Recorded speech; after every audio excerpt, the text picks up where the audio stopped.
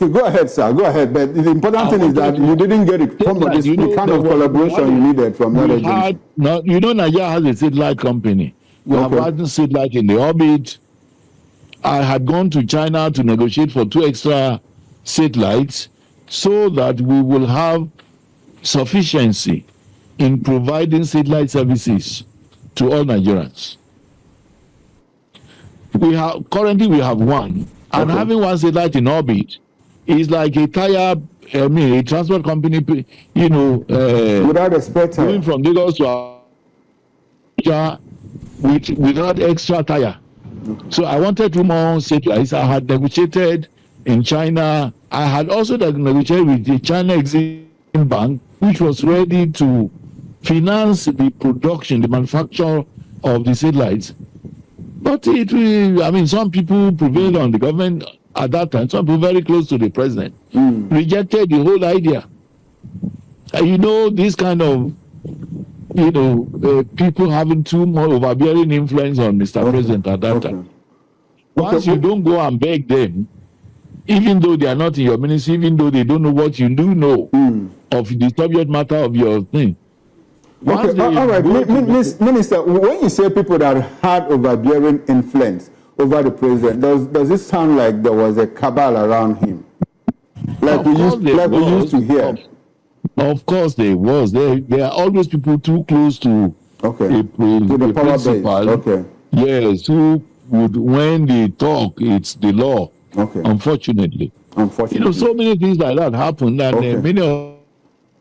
Now, Minister, let me ask you, if you had the opportunity, to get into cabinet again, will you still push those policy initiatives?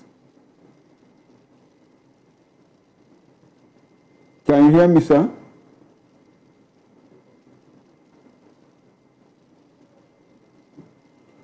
Okay, unfortunately, we've lost connection again with Minister Adebayo Shittu. We'll go for another... Okay, graciously, we have him back. Okay, Minister, can you hear me, sir?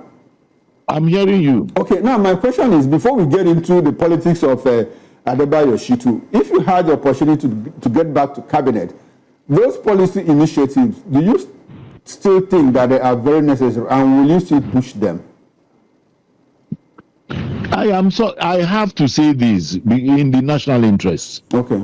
One of the policies which I could not succeed in was, was about NIPOs. Okay. In my time, I developed a policy of kind of democratizing NIPO services. I wanted to break NIPOs into 6 different companies.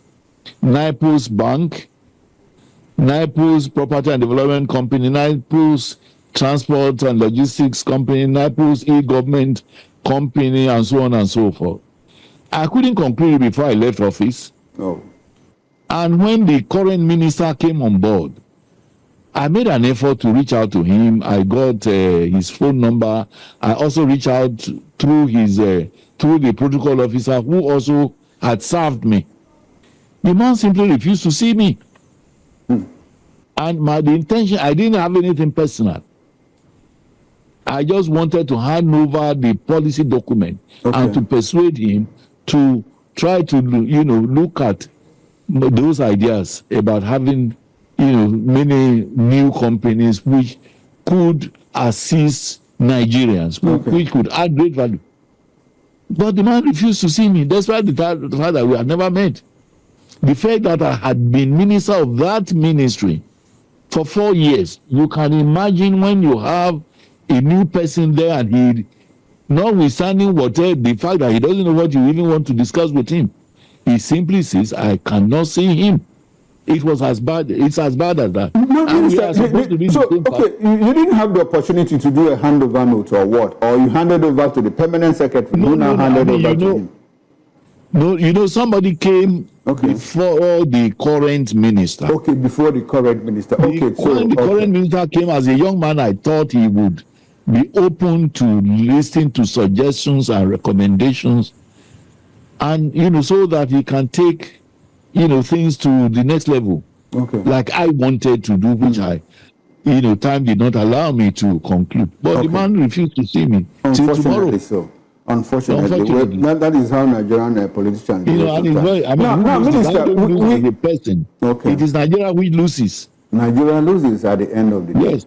Now, Minister, we hear that you want to live in Agodi House. Tell us more, sir. What should we know? I don't necessarily want to live in Agodi House. I want to become governor. But you live in Agodi House. Isn't that where the government house is? Look, we have a governor in Oyo State today.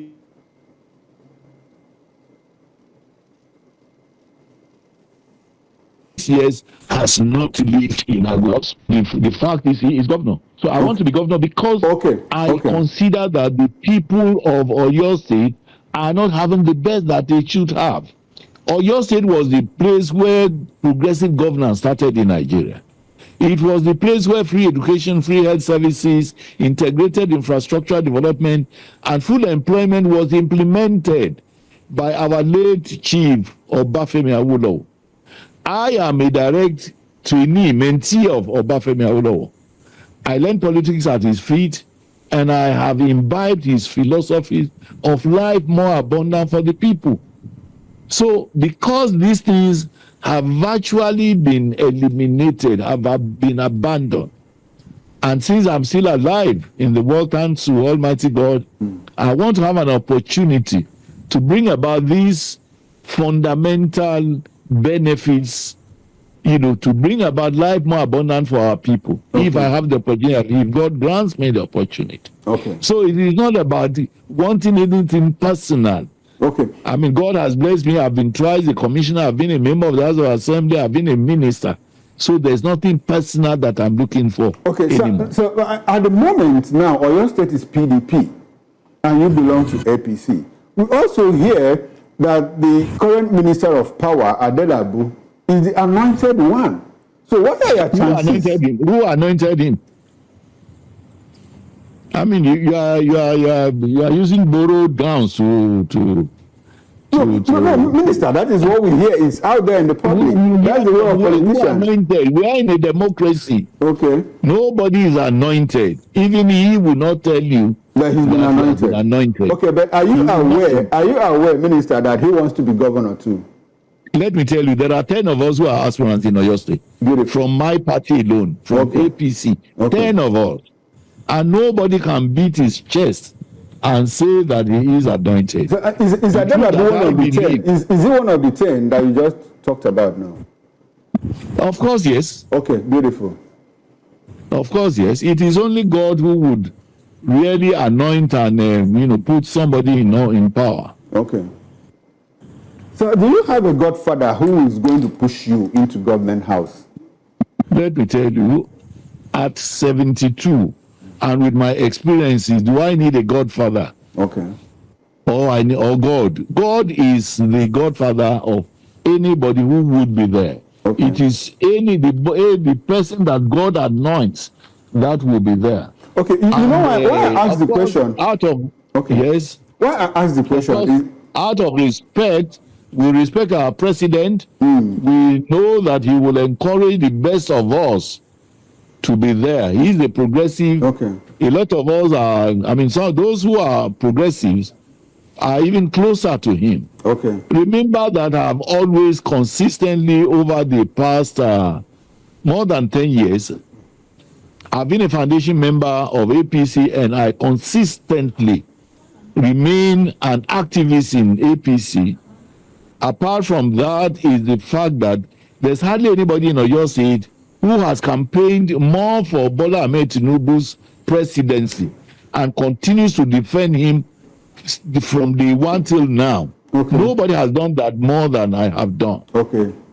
So that perhaps is a leverage or an advantage that you have. Minister, I read your interview with the Punch newspaper granted sometime in April this year, 2025. And one of the reasons you said you are going into the race, according to you, in the past 30 years, Oyo State has produced 7 governors. 6 of them happen to be from Ibadan, except Christopher Alao Akala, who by chance became governor from Obomosho because Ladoja was impeached by default.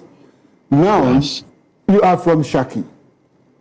Again, I go back to your chances. What chances do you have? Do you think the Ibadan man in power now will agree to hand over to somebody outside Ibadan? It's not about whether he agrees or not. Okay. When he became governor, was the then governor, did the then governor agree for him to be elected?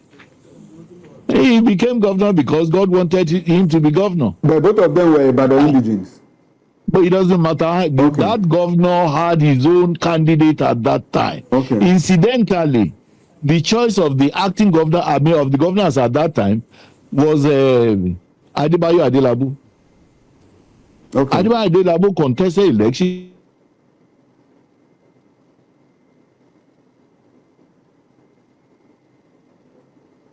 Or not.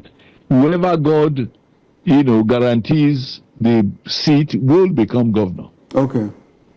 Now, Minister, in extension, I also read in that same interview where you said that, look, the fact that Ibadan people have more population does not mean that they should lord it over other people. And you created an analogy with the larger Nigeria where you have the North in numbers, according to you, could keep on producing presidents eternally. But the North came to reason and said, look, let it go to the West or let it come down south. And it came to the West and Bola Ahmed Tinubu took it from south. Can you hear me, sir? I'm hearing you. Okay, because there was a sort of interference with the audio. Now, the North said, look, let us do some kind of rotation. They agreed. And in that sense, the power came to the Southwest, to the South, and the Southwest took it.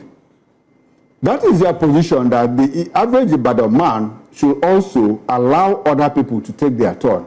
Because according to you again, if the North didn't allow the South to take their turn, the Southwest, you mentioned Tinubu in particular to take his turn, that it might cause problem. Now let us extrapolate it to the national level. Is it fair that in the past 26 years of our Fourth Republic, the Nigerian state has not found it necessary and worthy to let power shift to the Southeast? Is it fair? To this, well, it's an ongoing business now. We have started with Bola Ahmed Tinubu, okay, the presidency. After Tinubu, we expect it to go to another part of the North. They will spend their own 8 years, and then somebody else from the, I hope, hopefully, from South or Southeast will come in. Okay. Yes, I mean, we have started. The journey has started. Okay. Rotation must be embedded in the Nigerian constitution. Okay. Because fair is fair. Because if the North had not considered to Bola Ahmed Tinubu, it will not have happened. And we are saying, for the same reasons, the Ibadan should also now concede to be, incidentally, Ibadan has 11 local governments. My zone, Okyogun, has 10 local governments. Okay. And the situation where they continue to give us only deputy governor, our people are saying enough of being deputy governor, enough of being, chairman of the party from my zone. This time around, it should be our turn. Fortunately for us in Oyo State, of all the aspirants, the 10 or 11 aspirants, I'm the senior most in terms of the number of positions I've held and the time I've held. I started politics, I was already a lawyer in 1979 when I got elected into the Oyo State House of Assembly.